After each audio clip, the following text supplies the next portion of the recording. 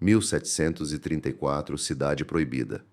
Você, uma jovem entre centenas de colegas assustadas, está em um amplo pátio dentro da residência mais influente da Terra. Selecionada entre milhares, sem saber do mundo em que está entrando, onde sua voz e identidade serão sistematicamente apagadas, perdidas em segredo por séculos. Esta não é apenas mais uma história de grandeza imperial ou práticas tradicionais chinesas, é a história oculta das mulheres palacianas da China. Meninas que vivenciaram um sistema de controle tão abrangente, tão psicologicamente prejudicial, que suas experiências foram deliberadamente apagadas dos registros oficiais. Não eram os eunucos sobre os quais se lê nos livros de história. Em vez disso, eram inúmeras mulheres cujas narrativas eram consideradas ameaçadoras demais, reveladoras demais da crueldade imperial, para serem registradas formalmente. Se você se interessa pelas histórias ocultas que entidades poderosas tentam apagar, pense em curtir e se inscrever para receber mais histórias esquecidas. E diga-me nos comentários de onde você está acompanhando. É impressionante que possamos mergulhar nessas narrativas reprimidas de todas as partes do mundo, unidas por nossa curiosidade comum sobre as verdades que elas desejavam manter ocultas. A expressão eunucos pode parecer inconcebível, visto que o termo eunuco se refere a homens castrados servindo nas cortes imperiais. No entanto, o que aconteceu com as mulheres da corte foi algo muito mais sinistro do que a castração física. 22 mil jovens foram sistematicamente privadas de sua humanidade dentro do mais grandioso complexo palaciano já construído, deixando-as como meras presenças espectrais. Para compreender a extensão desse calvário, imagine uma operação que atingiu o auge com 22 mil funcionários. A Cidade Proibida serviu não apenas como residência, mas como um aparato colossal, projetado para processar humanos, transformando-os em servos inquestionavelmente obedientes, exclusivamente para a satisfação e conveniência imperial. No centro desse mecanismo estavam as criadas do palácio, jovens mulheres que passavam por um processo de seleção brutal além da imaginação. O recrutamento começava quando essas meninas completavam 13 anos, pois eram recrutadas de grupos étnicos específicos, no que só pode ser chamado de tráfico de pessoas sancionado pelo Estado. O processo de seleção demonstra a eficácia assustadora da dessensibilização imperial em relação à humanidade. Visualize esta aprovação: 1.000 jovens alinhadas em grupos de 100, organizadas por idade, lembrando gado no mercado. No primeiro dia, os inspetores percorreram suas fileiras, descartando meninas que eram muito altas, muito baixas, muito pesadas ou muito magras. Um total de 1.000 aspirações foram destruídas antes mesmo do início do processo. No entanto, este foi apenas o ato de abertura. No segundo dia, eunucos realizaram avaliações físicas abrangentes, examinando não apenas seus físicos, mas também suas vozes e comportamento geral. Outras 2.000 foram eliminadas. Essas avaliações não eram procedimentos médicos. Em vez disso, incorporavam a objetificação sistemática, com a intenção de reduzir os seres humanos às suas características físicas mais fundamentais. O terceiro dia se concentrou no exame de pés e mãos, avaliando a flexibilidade como juízes em um concurso de beleza grotesco.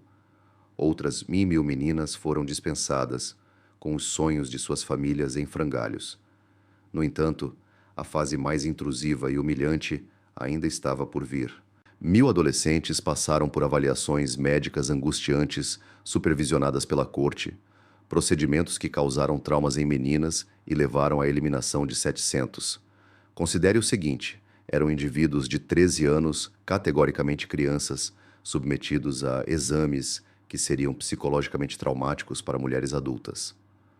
A natureza intrusiva desses exames não era meramente para a avaliação física, mas também visava a destruir psicologicamente essas meninas antes de ingressarem no serviço palaciano. Quando restaram apenas 300, elas já haviam internalizado a noção de que seus corpos não eram pessoais e que sua dignidade poderia ser arbitrariamente tomada pelo poder imperial. No entanto, essa aprovação estava longe de terminar.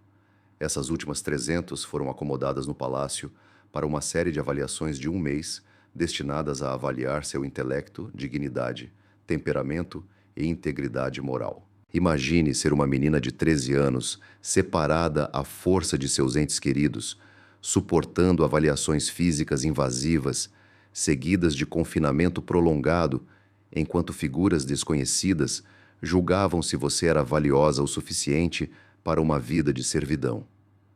O trauma emocional infligido durante esse processo de seleção não pode ser subestimado. Essas meninas rapidamente compreenderam que eram mercadorias a serem examinadas, avaliadas e aceitas ou descartadas, dependendo de sua utilidade para os outros. Elas entendiam que seus desejos, ansiedades e aspirações pessoais não tinham importância. Crucialmente, elas aprenderam que o desafio era inútil. O sistema era vasto demais, potente demais, inflexível demais para qualquer pessoa confrontar. Uma vez escolhidas, essas jovens entravam em um reino regido por leis tão estranhas e psicologicamente prejudiciais que as histórias de castrados masculinos parecem quase simples em contraste. A estrutura do palácio fomentava intencionalmente a rivalidade entre as mulheres, estabelecendo um sistema implacável onde o sucesso dependia mais da rivalidade e da traição do que da unidade. No auge dessa hierarquia feminina estavam as concubinas imperiais, cujo papel principal era gerar filhos para o imperador. No entanto, essas mulheres aparentemente privilegiadas levavam vidas envoltas em medo e dúvida, potencialmente passando toda a sua existência dentro dos limites do palácio, sem nunca conhecer o imperador, apesar de suas posições exaltadas. Inferiores a elas estavam as servas do palácio, categorizadas em vários níveis, não de acordo com habilidades ou personalidade, mas com base na posição social e origens étnicas de suas famílias. A característica mais marcante dessa hierarquia era seu componente racial. Evidências históricas mostram que os eunucos eram obrigatoriamente chineses Han, enquanto os papéis mais estimados, servindo a imperatriz viúva e a família imperial, limitavam-se às mulheres dos 3 estandartes manchus superiores. Como resultado, as mulheres chinesas jamais podiam ascender aos cargos mais altos, independentemente de suas habilidades ou comprometimento. Permaneciam como membros de segunda classe em um ambiente já repressivo. No entanto, o programa de treinamento para novos recrutas pode ter sido o aspecto psicologicamente mais prejudicial da vida palaciana. As jovens eram submetidas ao controle de criadas seniores, frequentemente chamadas de tias, que exerciam poder absoluto sobre suas aprendizes. Essas criadas seniores, aproximando-se do fim de seus períodos de serviço obrigatório, aprenderam a lidar com a situação, tornando-se instrumentos do mesmo sistema opressor que as maltratava. O treinamento foi planejado para ser severo. Aias experientes impunham disciplina às alunas mal-sucedidas, punindo-as fisicamente, transferindo-as para tarefas tediosas, tudo sem supervisão ou meios de protesto. A intenção ia além de transmitir conhecimento prático, visava desmantelar completamente a individualidade e a força de vontade dessas jovens. Elas eram treinadas para se movimentar furtivamente pelo palácio, para prever necessidades não expressas e para viver em constante prontidão e subserviência. Uma das facetas mais perturbadoras dessa educação era sua intrusão nos aspectos mais íntimos da vida dessas mulheres. Até mesmo o sono delas era submetido à supervisão e manipulação. As aias do palácio eram obrigadas a dormir em posturas determinadas, nunca deitadas de forma casual ou confortável. A justificativa declarada era religiosa. Divindades do palácio que vagavam pelos corredores à noite não deveriam encontrar criadas em posições indignas. No entanto, a intenção subjacente era a dominação psicológica. Essas mulheres descobriram que, mesmo inconscientes, mesmo durante os períodos mais expostos da vida humana, ainda eram observadas e avaliadas. Ex-empregadas palacianas, entrevistadas anos depois, continuaram a aderir a essas restrições de sono. Seus corpos, condicionados pelo trauma a manter as posturas exigidas por seus senhores imperiais, há muito falecidos. Isso ressalta os danos psicológicos severos e duradouros infligidos pelo sistema. Mulheres que permaneceram mentalmente encarceradas por muito tempo após sua saída física do serviço palaciano. O controle se estendia não apenas à conduta, mas também à própria linguagem. As mulheres palacianas eram proibidas de utilizar a primeira pessoa. Elas não podiam dizer eu ou mim. Em vez disso, tinham que se expressar como essa escrava indigna ou essa humilde serva. Esse apagamento linguístico ia além do mero costume. Alterava seus processos cognitivos, obrigando-as a se perceberem como menos que humanas. Em poucos meses, inúmeros indivíduos lutaram para se conceber como entidades singulares, quando solitários. Esse desmantelamento sistemático da identidade individual coincidiu com restrições físicas que pareceriam inacreditáveis se não fossem corroboradas pelos depoimentos dos sobreviventes. As mulheres dentro dos palácios eram proibidas de virar as costas para qualquer membro da família imperial. Uma regra aparentemente simples, mas que instigava uma rotina aterrorizante de vigilância contínua. Essas mulheres desenvolveram uma habilidade quase sobrenatural de atravessar salas de lado, girar e deslizar enquanto executavam suas funções, sempre garantindo que suas espinhas nunca ficassem de frente para o imperador ou seus parentes. A lógica por trás dessa regulamentação revela a mentalidade paranoica que permeava a vida palaciana. Toda mulher era vista como uma assassina em potencial. Suas costas simbolizavam um momento de exposição onde qualquer coisa podia ser escondida, qualquer arma preparada. Antigos criados do palácio narram seu treinamento em despir-se, servir refeições e limpar quartos, enquanto aderiam a uma dança inviável de submissão. Moviam-se como dançarinos de um balé hediondo, cada movimento ditado pelo medo de que um momento de distração pudesse levar à morte. No entanto, foram os regulamentos que regem os encontros íntimos que expuseram o genuíno tormento psicológico infligido a essas mulheres. Aquelas, escolhidas para servir o imperador em particular, eram submetidas a regras tão peculiares e degradantes que contradiziam a natureza humana. Durante os encontros privados com o imperador, as mulheres eram obrigadas a ocultar todas as emoções, mantendo a quietude e a obediência como sinal de lealdade. Muitas internalizaram esse controle a ponto de se distanciarem, distanciando-se de suas próprias experiências como um mecanismo de enfrentamento. Algumas mulheres sucumbiram a essa pressão, desenvolvendo condições que os médicos do palácio não conseguiam categorizar. Hoje, descreveríamos isso como um distanciamento psicológico total. Transformavam-se em seres espectrais, com as vozes roubadas pelas pressões inatingíveis que lhes eram impostas.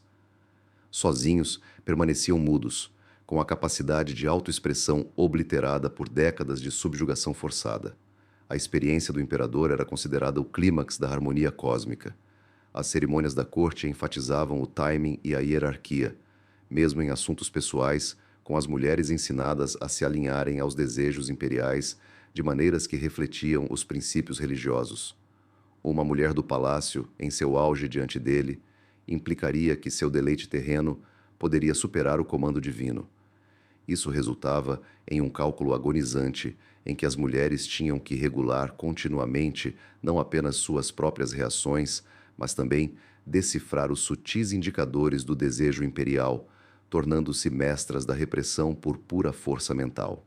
Após essas reuniões, as mulheres eram obrigadas a permanecer imóveis, muitas vezes deitadas de bruços, até que lhes fosse concedida a permissão para se mover. A duração variava de acordo com a disposição do imperador, variando de minutos a horas. Durante esse período, elas eram proibidas de se limpar, ajustar sua postura ou exibir qualquer indicação física de sofrimento. Isso visava solidificar a desigualdade inerente à interação. O imperador podia retomar rapidamente suas atividades habituais, enquanto a mulher permanecia estática em total vulnerabilidade, até que ele decidisse libertá-la. As normas relativas à gravidez instilavam um medo perpétuo. As mulheres eram obrigadas a informar prontamente o eunuco-chefe, sobre suspeitas de gravidez, não o próprio imperador. No entanto, havia uma condição. Elas tinham que relatar até mesmo possíveis gestações. A consequência de não revelar a gravidez era a morte. Relatórios falsos resultavam em espancamentos brutais que deixavam marcas duradouras. A hipervigilância sobre todas as funções corporais transformava sua fisiologia em uma entidade indutora de medo, em vez de um processo natural para elas. Mulheres grávidas vivenciavam um terror singular. Eram rapidamente isoladas e submetidas a um escrutínio perpétuo, não por segurança, mas por observação. Seus cuidados eram inexistentes. Eram vigiadas para evitar a interrupção da gravidez ou automutilação. O futuro herdeiro tinha imenso valor, enquanto a portadora era meramente um veículo funcional até o parto. Quando inúmeras mulheres eram convocadas aos aposentos do imperador simultaneamente, uma hierarquia rígida ditava suas interações. A mulher favorecida liderava, mas outras serviam como membros da audiência, assistentes ou concorrentes em intrincados rituais da corte. Essa regra alavancava o ciúme e a competição, obrigando mulheres que poderiam potencialmente formar alianças a se considerarem ameaças e obstáculos. As mulheres se viam competindo pela afeição de um homem, encenando situações que as degradavam a entidades substituíveis, uma visão verdadeiramente desanimadora. O aspecto mais doloroso residia na destruição da genuína camaradagem feminina. Amigas que se estimavam eram compelidas a testemunhar a degradação e humilhação de seus amigos, muitas vezes involuntariamente, tornando-se elas próprias ferramentas para isso. Amizades que poderiam ter oferecido consolo e apoio foram transformadas em armas.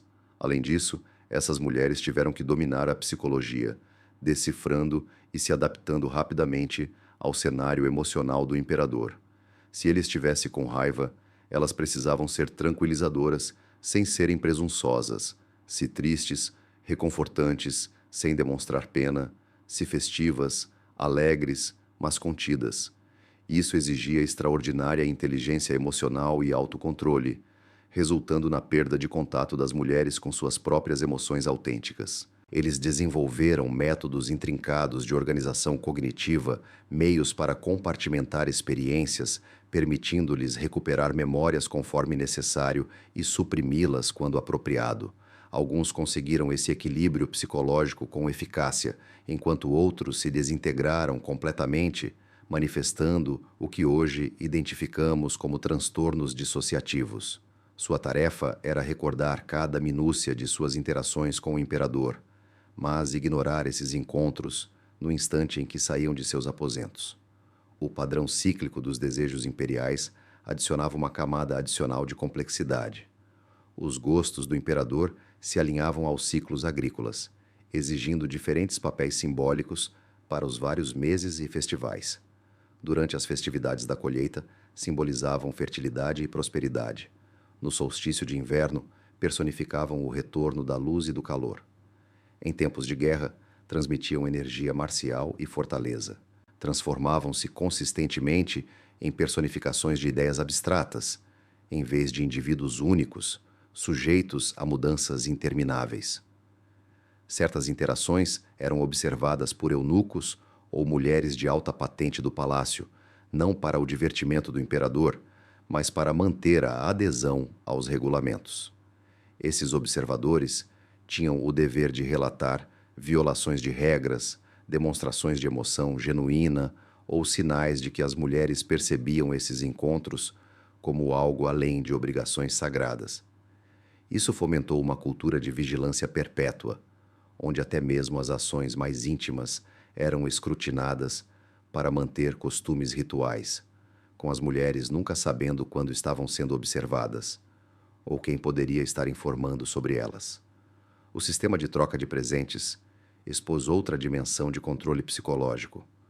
O imperador ocasionalmente concedia presentes como joias, seda e iguarias, mas estes vinham com obrigações invisíveis. Aceitar significava aceitar uma dívida que não podia ser paga. Esperava-se que as mulheres demonstrassem apreço, não apenas pelo presente, mas pelo privilégio que lhes era concedido ao serem selecionadas como destinatárias. Presentes serviam para estabelecer hierarquias e fomentar a inveja.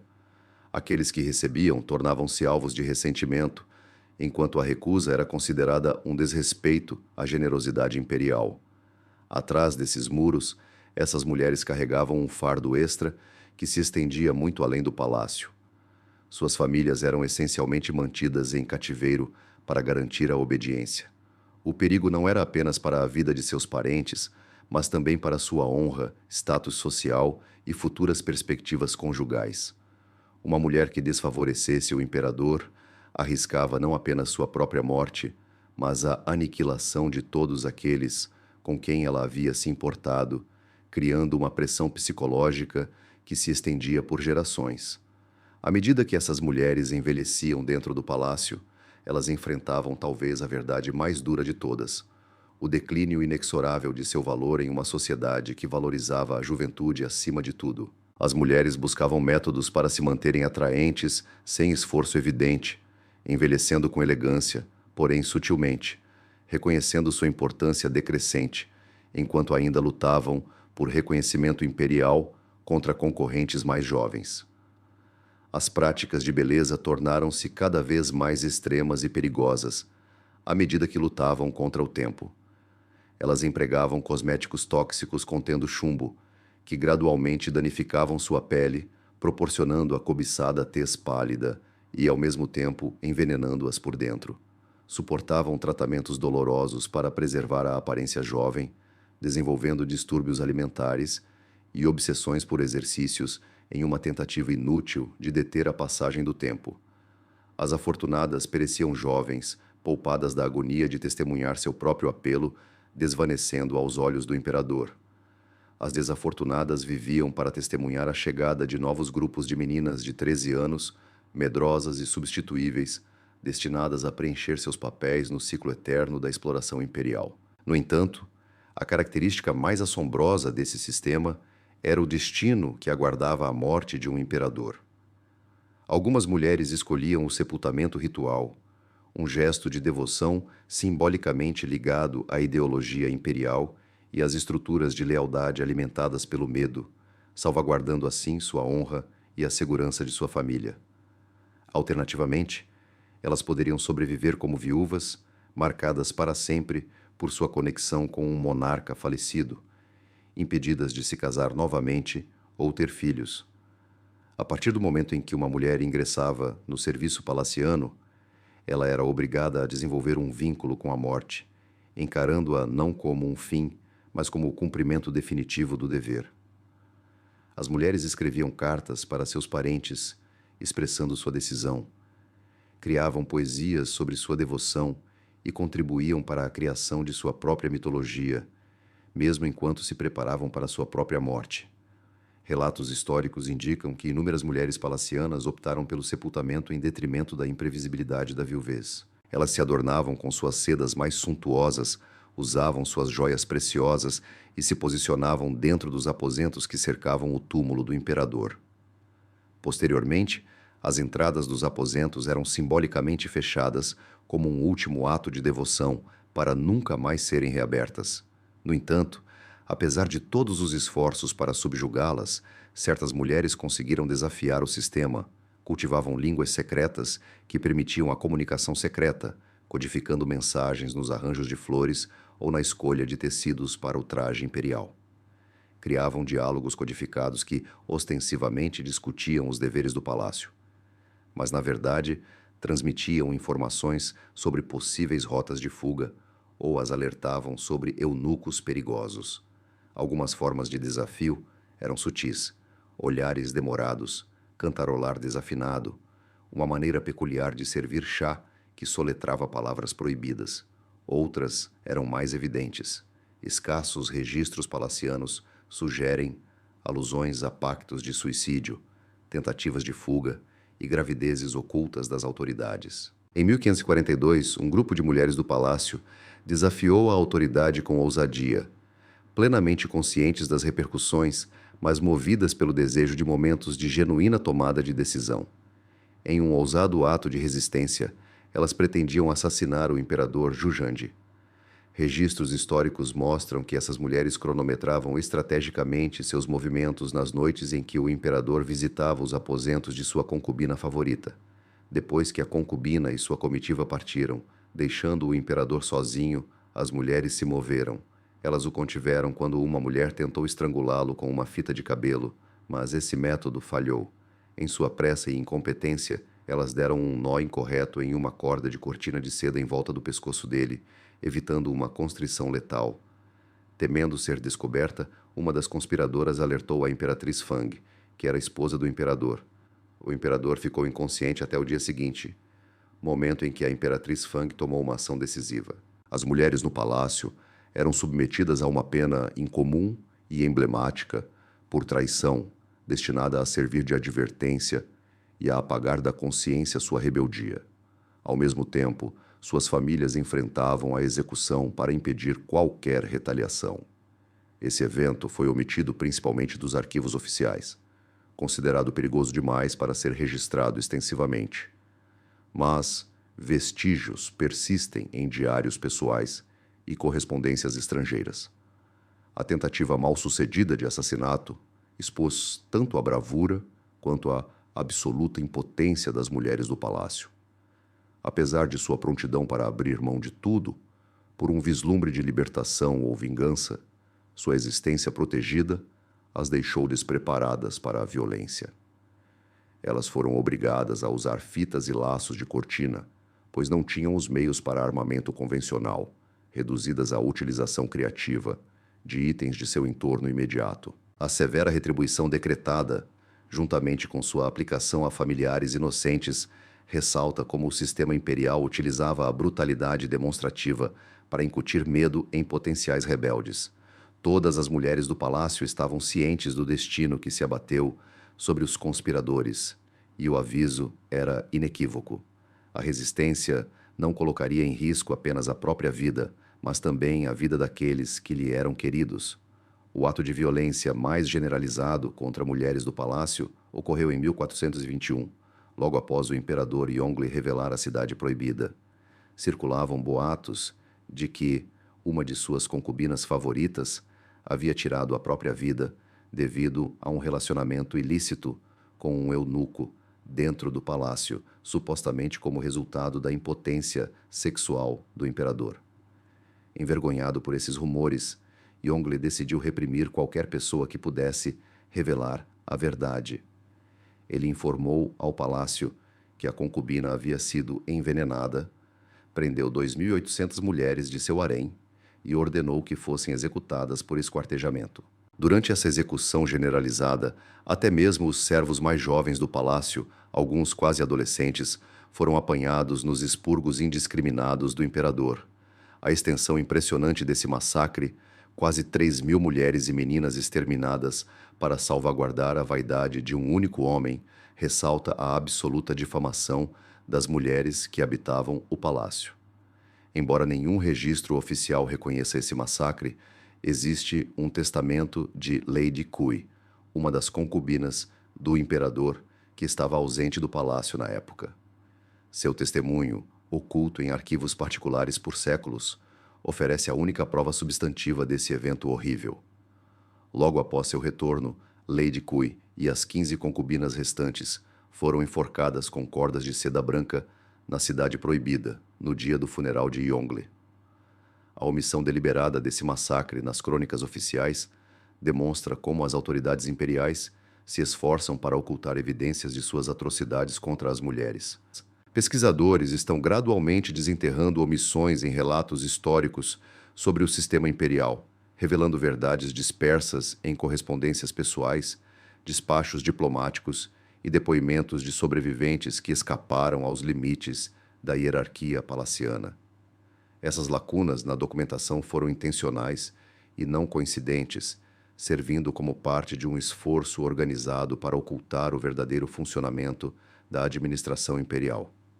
Enquanto as narrativas dos eunucos, apesar de suas dificuldades, persistiram devido ao fato de seus contos não representarem uma ameaça à legitimidade inerente do sistema, as histórias sobre as mulheres palacianas eram distintas. Um homem castrado servindo ao imperador podia ser reverenciado como um nobre sacrifício pelo bem maior. No entanto, os relatos das mulheres palacianas carregavam uma ressonância diferente. Suas revelações expuseram verdades perigosas demais para que os poderes imperiais as reconhecessem. O suposto sistema divino que defendiam era sustentado pelo abuso sistemático de crianças. A ordem celestial que propagavam baseava-se em assassinatos em massa e servidão sexual, enquanto seu governo era sustentado por uma extensa subjugação feminina que desafiaria os pilares ideológicos se fosse reconhecida. Visitantes da Cidade Proibida escreviam relatos detalhados sobre os eunucos, investigando suas práticas de castração e situações de vida com um interesse voyeurístico. No entanto, esses mesmos visitantes raramente se dirigiam às mulheres do palácio, mencionando-as apenas incidentalmente em referências às concubinas do imperador ou às condições opressivas sofridas pelas criadas do palácio, aos processos de seleção, aos regimes de treinamento e aos regulamentos rígidos que governavam suas vidas. Esse véu de segredo imperial escondia tudo. Esta documentação, concentrando-se exclusivamente em retratar um relato histórico que destaca a difícil situação dos homens castrados, desconsiderando completamente as histórias igualmente numerosas e trágicas das mulheres. Parece que inúmeras narrativas femininas foram obliteradas da história, seus contos considerados insignificantes ou perigosos para a crônica. As escassas narrativas que persistem provêm de figuras como Hironga, cujo livro de memórias, intitulado Memórias de uma Criada do Palácio, oferece insights preciosos sobre o funcionamento interno da Cidade Proibida. Ela escreveu suas experiências, incluindo ser recrutada aos 13 anos durante o recrutamento obrigatório de famílias vassalas, servir a imperatriz viúva Cici por 8 anos e observar os maus tratos generalizados que caracterizavam a existência palaciana. Hironga relatou criadas do palácio que acordavam ao amanhecer e trabalhavam até depois do anoitecer, agachadas no chão para limpar, sem deixar vestígios de sua presença, com seus corpos marcados por anos de trabalho árduo, executado em posições exigentes. Ela detalhou o medo persistente que ofuscava a existência cortesã, com um erro potencialmente levando a uma dura retribuição ou execução. Sua narrativa destaca os métodos intrincados que as mulheres palacianas elaboravam para sobreviver, dominando as expressões mais sutis de seus superiores, prevendo necessidades antes que elas fossem expressas e sintonizando-se tão intimamente com as disposições imperiais que conseguiam manobrar as águas traiçoeiras da política da corte. No entanto, ela também delineia o custo mental dessa vigilância intensificada. Mulheres que perdiam a capacidade de tranquilidade, mesmo depois de deixarem o serviço na corte, que recuavam diante de ruídos repentinos pelo resto de suas vidas e que nunca mais podiam confiar em sua intuição ou desejos. O padrão de tal trauma psicológico é evidente ao examinarmos o destino das mulheres palacianas após o serviço, aquelas que conseguiam cumprir seus mandatos obrigatórios. Muitas delas, não sobrevivendo, eram libertadas em um mundo que lutavam para compreender. Eles passaram os primeiros anos reprimindo comportamentos humanos instintivos, vivendo como extensões da vontade alheia, vendo-se como objetos em vez de indivíduos. Muitos lutavam para formar relacionamentos regulares ou fazer escolhas autônomas, completamente condicionados a buscar aprovação e evitar punições, eram incapazes de atuar em situações que exigiam iniciativa pessoal. Alguns buscaram refúgio em templos budistas, encontrando consolo no ambiente de vida estruturado necessário à sua sobrevivência. Outros desapareceram dos registros históricos, suas vidas pós-palácio tão ocultas quanto suas experiências na Cidade Proibida. O aspecto econômico desse sistema revela outro nível de exploração que os historiadores só recentemente começaram a compreender. A Cidade Proibida serviu como um aparato colossal para extrair valor dos corpos e do trabalho das mulheres. As criadas do palácio não eram meras servas. O trabalho feminino não remunerado servia como polos vitais de produção dentro de um sistema econômico. Elas teciam seda, adornavam trajes reais, preparavam pratos extravagantes, cuidavam de jardins e realizavam inúmeras tarefas adicionais que, de outra forma, exigiriam empregados remunerados. O valor coletivo de seu trabalho, acumulado ao longo de décadas e abrangendo inúmeras mulheres, representava uma enorme transferência de riqueza das famílias para a família imperial. Ao nascer, os bebês das concubinas imperiais eram atendidos por 40 amas de leite e 80 substitutas. Seus próprios filhos eram separados para que pudessem nutrir os descendentes do império. A corte controlava meticulosamente seus papéis maternos, muitas vezes priorizando as necessidades dinásticas em detrimento dos laços familiares. Seus instintos maternos tornaram-se instrumentos do poder imperial. Elas recebiam escassa remuneração, enquanto ofereciam serviços cruciais para a preservação da dinastia. Em seu auge, o sistema palaciano abrangia aproximadamente 22.000 indivíduos, predominantemente mulheres que trabalhavam sem remuneração em condições análogas à escravidão para os padrões da época. A grandeza e o domínio do sistema imperial baseavam-se diretamente nesse trabalho e sofrimento não remunerados. Talvez o aspecto mais comovente tenha sido o de que as mulheres mais velhas do palácio, submetidas à mesma brutalidade, se transformaram em opressoras para as recém-chegadas. Tendo aprendido que a sobrevivência dependia da conformidade, elas compreenderam que o único meio de preservar qualquer resquício de segurança era a degradação da dignidade das outras mulheres. Isso deu origem a um ciclo vicioso em que cada geração de mulheres palacianas contribuía para o trauma infligido às suas sucessoras, transmitindo métodos de manipulação psicológica que haviam sido usados contra elas. O sistema não necessitava de coerção externa, pois efetivamente fazia suas vítimas acreditarem que sua opressão era inata, essencial e imune a mudanças. Mulheres que desafiavam o condicionamento, mantendo uma aparência de pensamento independente, enfrentavam dilemas intransponíveis.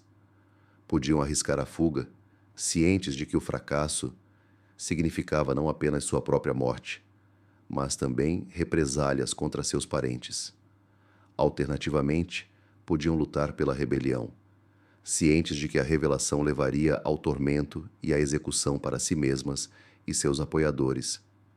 Algumas mulheres viam a morte como sua derradeira afirmação de autonomia, enquanto outras se retraíam completamente, escondendo-se em reclusão ou doença, com sua desolação frequentemente oculta sob diagnósticos ambíguos e documentos judiciais. Registros frequentemente atribuem razões vagas, como melancolia ou problemas de saúde, que poderiam esconder colapsos emocionais ou partidas intencionais. O impacto global desse sistema transcendeu as fronteiras da China. Emissários e mercadores estrangeiros, ao retornarem da corte imperial, espalharam contos que moldaram significativamente as percepções da civilização chinesa em outras culturas. No entanto, essas narrativas destacavam principalmente os rituais exóticos, dramáticos e elaborados, a riqueza e o poder do imperador, negligenciando a opressão sistemática que os sustentava. Esse retrato tendencioso perdurou por séculos, retratando a Cidade Proibida como um reino de enigma e opulência, em vez de um foco de abusos em massa dos direitos humanos. Os contos das mulheres palacianas foram soterrados por camadas de ilusão orientalista e propaganda imperial, sua situação invisível ao mundo externo. Historiadores modernos agora se esforçam para desenterrar essas verdades ocultas, mas encontram obstáculos significativos. Muitos registros palacianos foram destruídos intencionalmente ou permanecem inacessíveis em arquivos de difícil acesso. Séculos se passaram desde que as potenciais testemunhas pereceram, deixando para trás meros fragmentos. Uma entrada em um diário, um relatório diplomático ou um sobrevivente acidental na forma de um livro de memórias. No entanto, mesmo esses fragmentos expõem um padrão assustador de opressão generalizada e terrível que questiona os próprios fundamentos de como as narrativas históricas são moldadas e conservadas.